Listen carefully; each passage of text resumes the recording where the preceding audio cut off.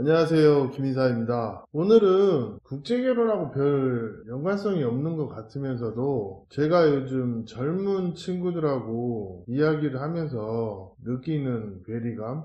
이런 얘기를 좀 해보겠습니다. 제 친구가 재혼을 한 친구가 있는데 제가 베트남 여자를 소개시켜줘서 재혼을 했고 아이를 낳았는데 돌잔치가 있어서 참석을 했죠. 그리고 거기서 친구들을 만나서 술 한잔 하는데 제 친구 중에 하나가 인사팀에 있는 친구가 있어요. 그것도 이름만 대면 아는 굴지의 기업인데 요즘 신입사원들 문제가 많다는 식으로 얘기를 하면서 이런 얘기를 하더라고요. 예를 들어서 자기 아들이 몸이 안 좋아서 회사를 출근하지 못한다, 이런 부분, 그걸 부모가 연락이 온다거나 자기 아들이 직장생활 하는데 굉장히 힘들어한다, 좀 봐줘라, 또는 따지듯이 전화하시는 분, 이런 것도 간간히 있다고 해요. 그리고 제일 중요한 거는 일을 하는 부분에서 업무가 잘못돼서 지적을 하면 그 일에 대해서 잘못된 것을 생각하는 게 아니라 그냥 자기 기분 나쁜 것을 더 우선적으로 생각을 한다는 거예요. 이런 케이스도 있고, 제 친구 중에 편의점 하는 친구 하나 있는데 그 친구가 알바를 쓸 때 알바님이라는 그런 표현을 쓰더라고요. 알바를 시키면 굉장히 성의가 없대요. 물론 안 그러신 분들도 있겠지만 요즘 젊은 친구들 핸드폰 만지기 바쁘고 어떤 일을 하는 부분에서 개념이 없다, 이런 취지로 얘기를 하는데 그 어떤 사람 사이에 기본적인 인지상정이나 어떤 우리가 예전에 좀 불합리해도 참고 그랬던 그런 거는 지금은 찾아보기가 어렵다는 그런 얘기도 해요. 그리고 예전에 저희가 일을 할 때는 좀 불합리하고 힘들어도 참고 버티면서 일을 했는데 지금은 그런 게 없대요. 또 요즘 친구들은 힘든 일도 안 할 뿐더러 자기 변명이 심하고 또 어떤 일을 하는 부분에서 굉장히 이기적인 그런 모습이 더 많고, 좀 저희 세대가 수용하기에는 참 얼탱이 없는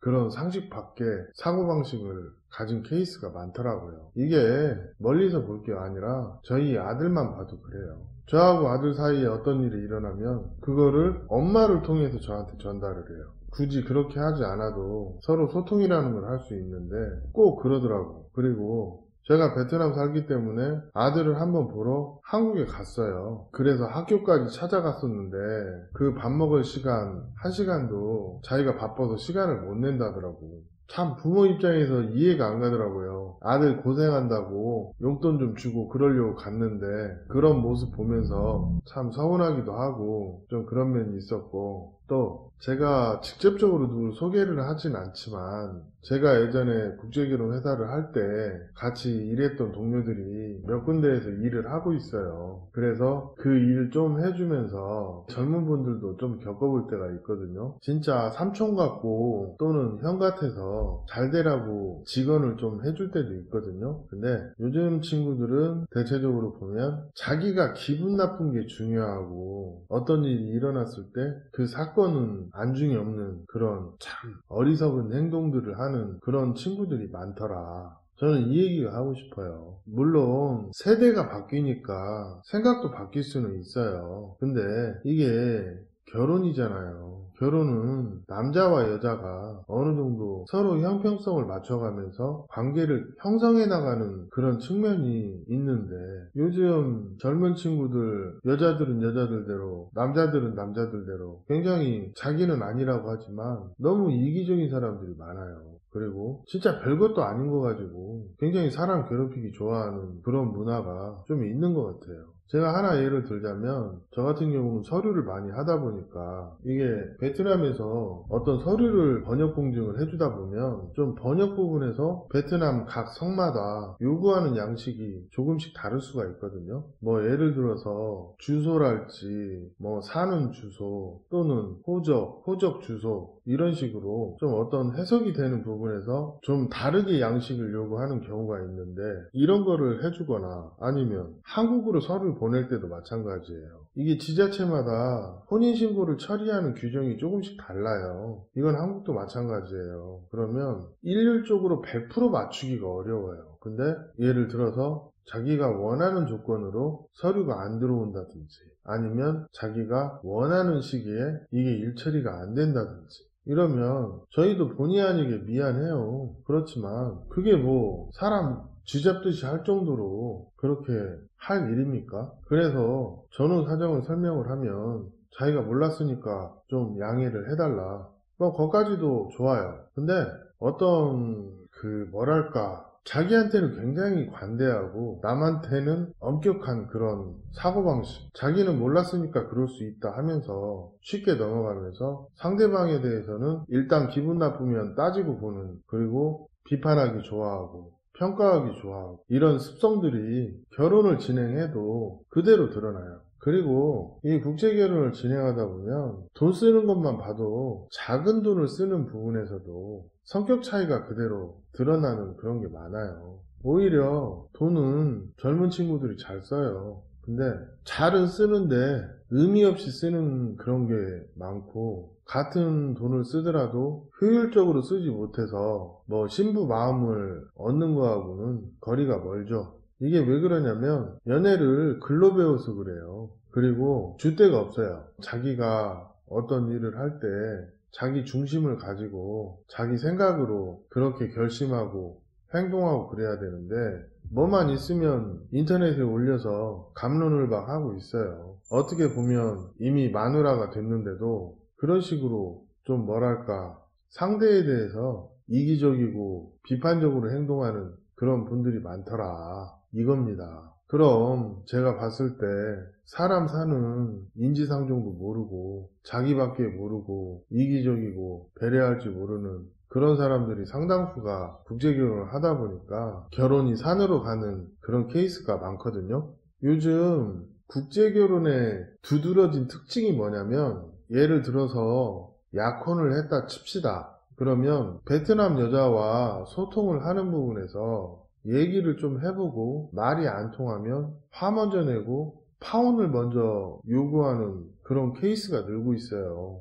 그리고 파혼을 요구하는 이유도 납득하기 어려운, 어떨 때 보면 무지성에 가까운, 쉽게 얘기하면 자신의 입장만을 얘기하고 무지성으로 파혼을 요구하는 그런 케이스가 많이 늘었어요. 진짜 한국 남자들이 인내심이 너무 많이 없어진 것 같아요. 저희도 현업에서 일을 하다 보면 그래도 고객은 고객이잖아요. 그래서 가끔 이런 얘기도 해요. 고객님이 국제결혼 포기하지만 않으면 한국 가는데 별 문제 없다. 근데 요즘에 한국 남자들이 먼저 파혼을 요구하는 케이스가 늘어나고 있기 때문에 좀 그런 부분에서 신부와 좋은 관계를 유지하는 게 중요하다. 그래야 파혼 생각도 안 한다. 이런 얘기를 하죠.